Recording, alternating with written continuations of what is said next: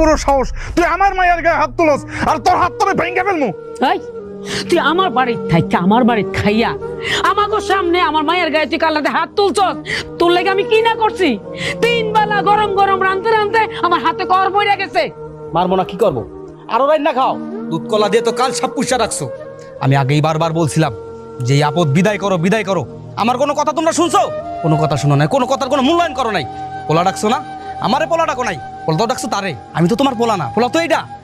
এখন পোলাই তোমার সবল দিছে। এই মুখ সামনে কথা কম। আমি এই বাড়িতে আসছিলাম আমার টাকায় করা এই বাড়ি। আমি এই বাড়িতে খাইছি আমার টাকায়, বাজার করে খাইছি।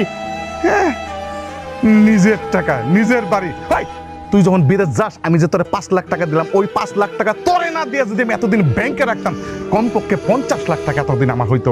আর নিজের বাড়ি ফুটাও না, নিজের টাকায় খাও। এই কিসের 50 লাখ টাকা? শুধু আসলে